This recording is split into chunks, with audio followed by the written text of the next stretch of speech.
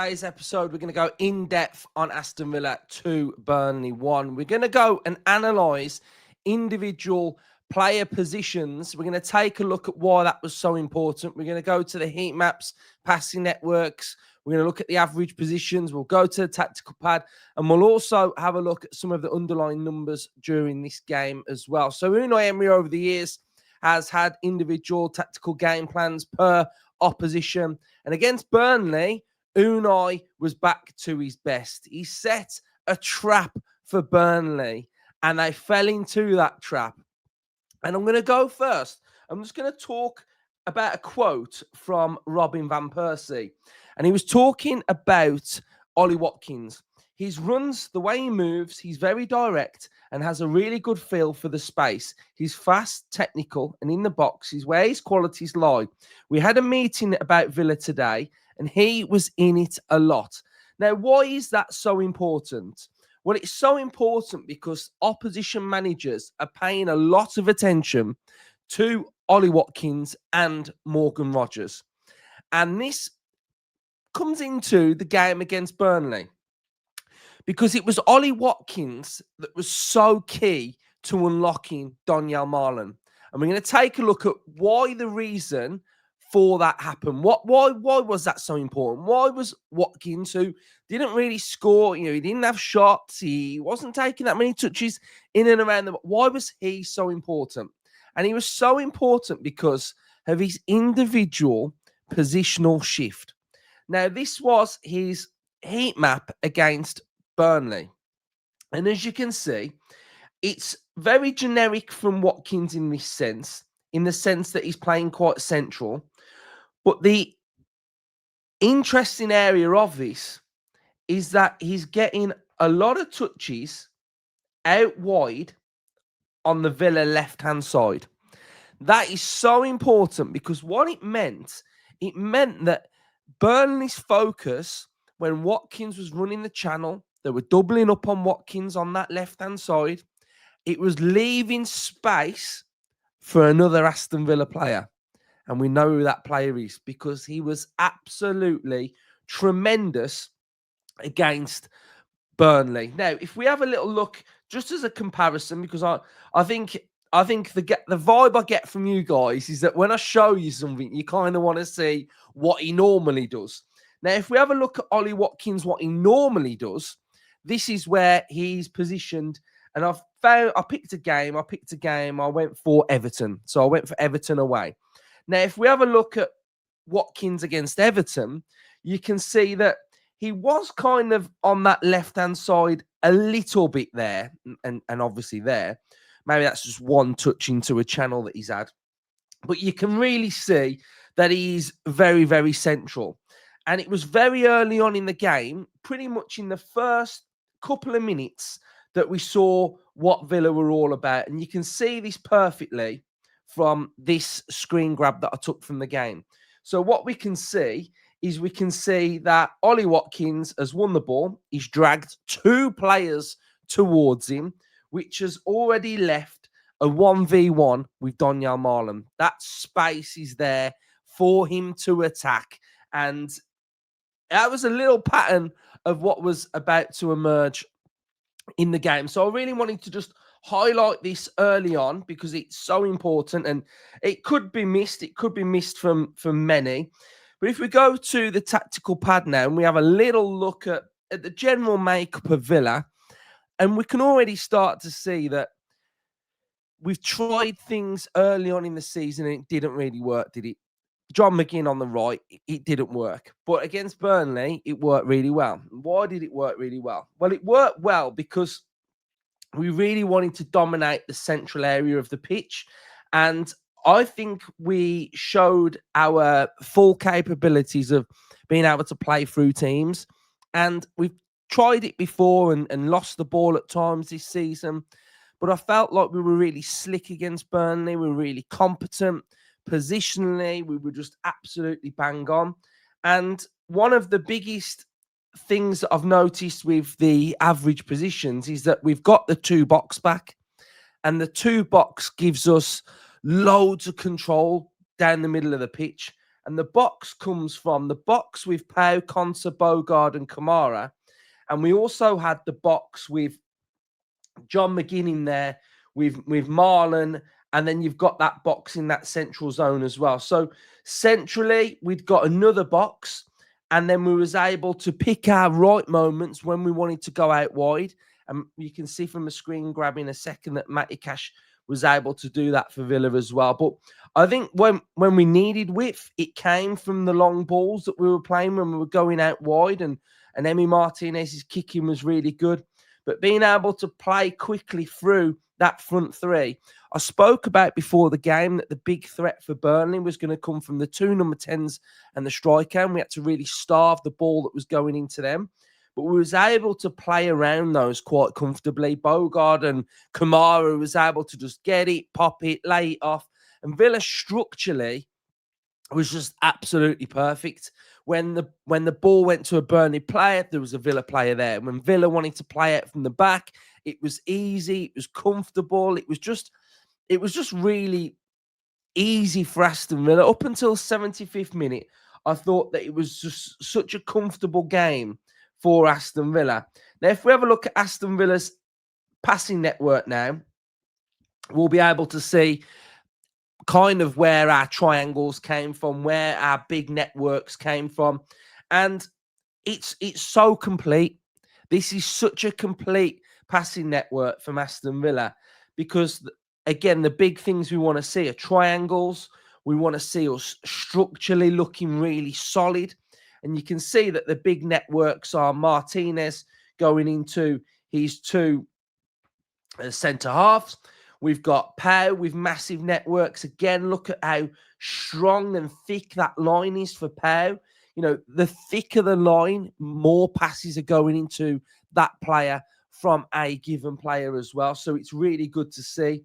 And look at Matty Cash now as well. Look at his network into Bogard, into McGinn, into Donyell Marlon.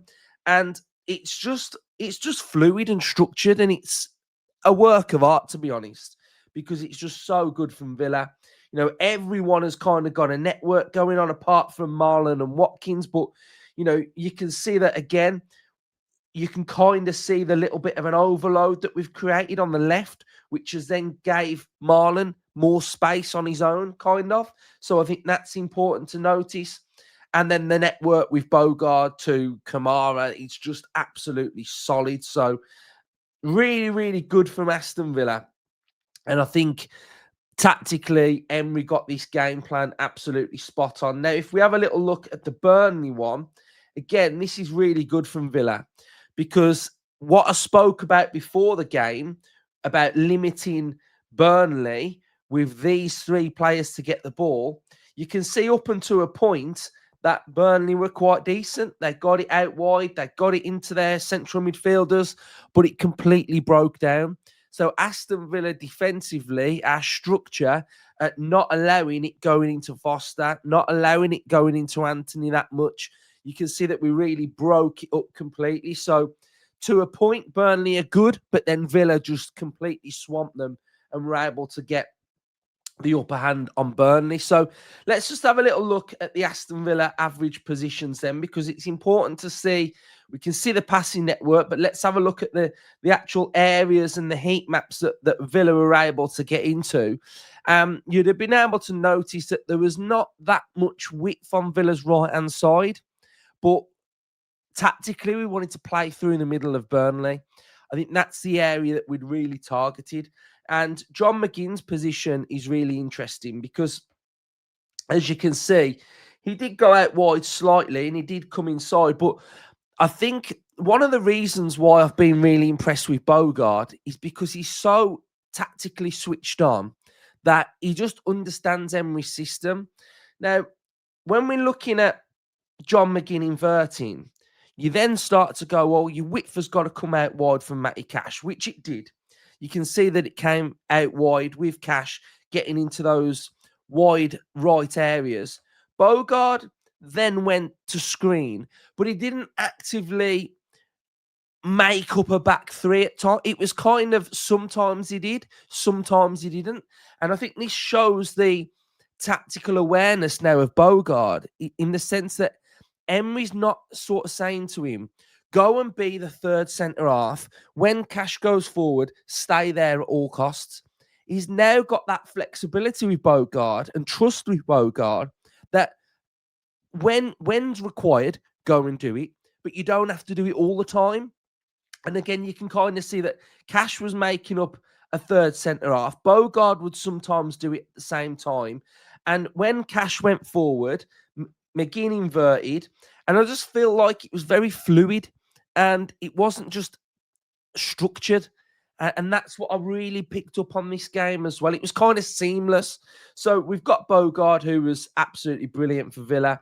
We've got Boubacar Kamara, exactly the same. We've got Pau Torres, Digne offering the width. Rodgers backing Digne up as well on the left. Watkins going out wide on that left. And then freeing up Donyell Marlon completely down the middle as well. But something else that I've noticed from Villa as well and with our centre halves is that we are stepping out with the ball more. We're starting to dribble out from the back. And again, that shows confidence. There was one time where Konsa went on a marauding run and he kind of just got a bit too excited and he did too much. But again, that shows that we're really comfortable and confident at coming out and stepping out. And it's bravery and knowing the right moment. You needed to pass, yes, but I thought, he was colossal. Both of them are colossal at doing that. And it adds a different dimension because if you're coming up against the low block, yeah, they want you to sit in front of them, don't they? And just knock it left to right, left to right. But if you've got a player that's prepared to take a player on and cause a bit of chaos, then that's really good as well. And what I would say about Burnley is, although they had 5 at the back and they're defending resolutely, I don't think Villa were that boring. It wasn't really left to right, boring, left to right, boring. It was actually quite insightful. And we did a lot of damage with our through balls and players getting on the half turn as well. So I thought that was really important. One thing that I've remembered as well that I'm really glad I remembered is that at times we're making up this back three, but there was times against Burnley where we were actually just arresting back two. So you'd got Konsa and Pau, just a complete back two, and then everybody else had bombed on, and we'd left Konsa and Pau as a back two, and that was really good as well. So you're kind of making up a reverse 4-4-2. Your fullbacks are going forward, making up a 4 with your 2 central midfielders, and then you've got a front 4 of, say, Marlon, Rodgers, Watkins, and McGinn. So that was really interesting as well. We'll just have a little look at the touches of the forward players for Burnley. There was the long crossfield ball that was on quite a lot for Burnley as well, but we was able to kind of really deal with that, to be honest. And it was really pleasing to see that we was able to deal with it. And again, just talking about Villa structure, I've got another image here of when Matty Cash got forward for Villa. And this was a theme of Aston Villa. Like, our passing was so crisp and sharp. It was just brilliant. This pass, boom, it just went straight into Donyell Marlon's feet. We've got, again, Bogard knowing when to come across when he knows that Matty Cash has gone forward. We've got John McGinn inverting. And we kind of was able then to have a 3v2 on the Burnley central midfield. That's Villa's central midfield 3 then. And then you've got the Burnley central 2. Villa have got an overload. But again, being able to get around this Burnley midfield 2, something I spoke about before the game. You can find space either side of the Burnley midfield 2. We were able to do it. Donyell Marlon got the ball in that zone that he wants, attacking the width for the 18-yard box with pace. Absolutely quality. And this was a theme of the game for Aston Villa. And this was the goal that we scored. Now, why is the goal so important? Because look who's on the left. We've got Morgan Rodgers with the ball here. And we've got Ollie Watkins on that left-hand side. Players being dragged to Aston Villa's 2. So there's 3 players now that have been dragged to Aston Villa's 2 main star players. It's took 3 Burnley players to deal with them. And what does that do? Drags them out of position, creates more space for Aston Villa. So Burnley arresting 3 at the back because that's how they're setting up. we've been able to create now a 2 at the back. So then we've got a foot race, and there's only going to be one winner. The ball goes into Boubacar Kamara, and then Boubacar Kamara just plays this exquisite pass in between these two Burnley centre-halves, and this is the goal that Donyell Marlon scores. But also, we've also got now space on the left-hand side if that ball wanted to go into that channel to Ollie Watkins, but we play it in behind and we play it through, and it's a brilliant goal from Villa. But, we've been able to turn them over. We've got players, we've got options, we've got players that want the ball, we've got players that could take the easy pass, but we don't do that. And then we really work that goal really well. And again, we've got Donyell Marlon, who I thought was absolutely tremendous, just attacking that width for that 18-yard box. He was so powerful, just driving forward. And we've got options all over. We've got options to the left. We can go right. He can go forward. He bursts forward.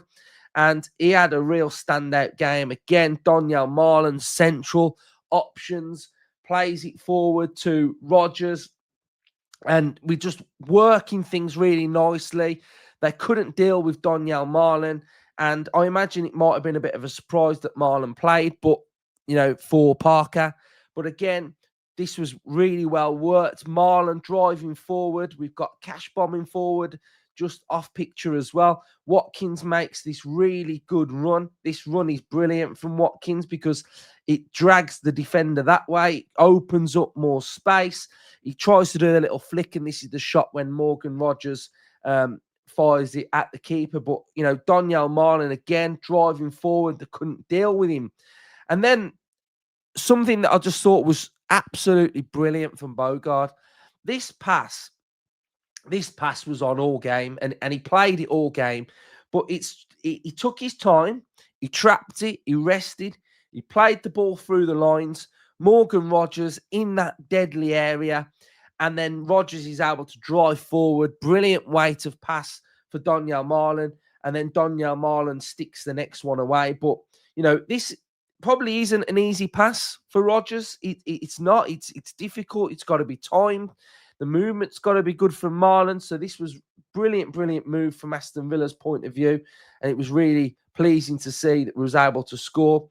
Again, this moment here, absolutely love this from Bogard. He was able to jump, win possession, nutmeg this player, feeds it to Matty Cash, and then Matty Cash gets his shot off. So, again, highlighting the brilliant things from Bogard. And then probably like a bad area of Villa, which created a bit of chaos, was defending the goal. And I don't actually feel like we defend this goal very well at all, to be honest. It really annoyed me when I watched it back because we've gone zonal. We've gone zonal on pretty much everything, but we've left Konza with a 2v1, and it's just not good defending at all. So McPhee needs to make sure he's having a look at this, because even from this image here now, you can see that we've gone zonal. So everybody's resting zonal through here, and then Foster's dealing with Konsa, and then Ugachukwu is just free, and it's just not a good goal to concede, and it created a little bit of like anxiety in the ground because they're going to stick it on you, aren't they? They're going to stick it on you and try and create chaos and look for another free kick and try and get a free kick, and yeah, it just wasn't the greatest and pleasant of ending, because before that we were absolutely just utter domination, really. So we'll have a little look at some of the big underlying numbers of the game. One thing that I noticed as well is that Pau won 3 out of 3 ground duels, which is, I've been talking about Pau, and I've been talking about how I feel like he's bulked up and he's getting more aggressive. It shows that. Digne had 7 out of 7 crosses successful, which is absolutely mental. So just run through quick fire some of the numbers then. So we won 56% of our duels, 49% of our ground, 74% of our aerials, which is absolutely massive, 30% dribble success, 67% tackles were won, 23 clearances, 48 recoveries, 5 interceptions, 15 tackles. So that is pretty decent. 15 shots, 7 on target. We had an XG of 1.16. They had 0.40. You can see that Aston Villa predominantly attacked down that left-hand side, which again highlights Watkins, Rodgers, Digne down the left.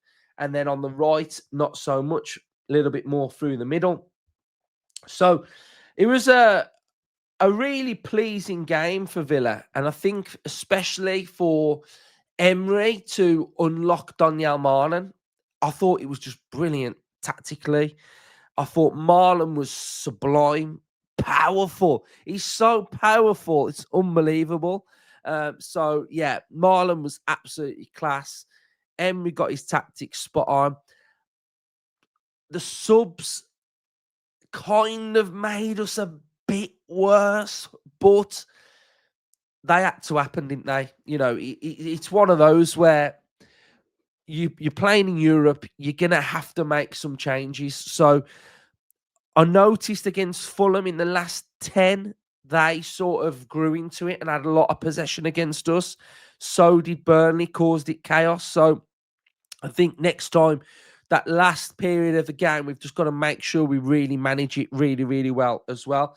You look at Palace, they sort of lost the game late on, tired legs, tired minds, etc. So we just got to be aware of that. So that's just something that I've just picked up on. But, you know, I'm so happy that Villa have been able to really regroup, and stick to Emery's ways. And I feel now that Emery's starting to, I feel like he has, to be honest. Like he's got us back now, playing well.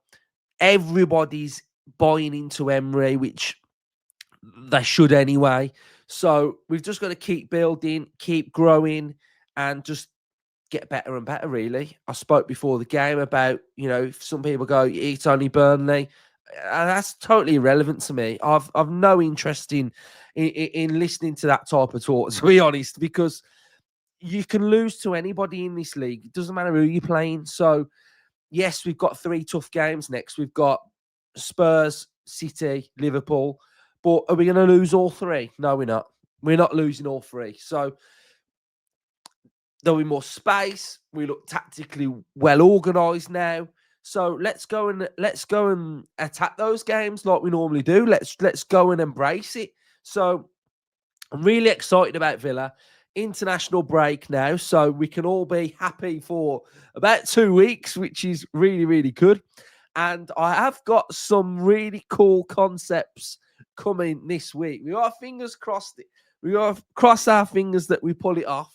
But if we pull it off, we're on for a good week, right? So, so if you are new, make sure you are subscribing, smash the likes, comment your thoughts. I feel like this has been a good tactical debrief, I think. But yeah, cheers, everyone. Up the Villa.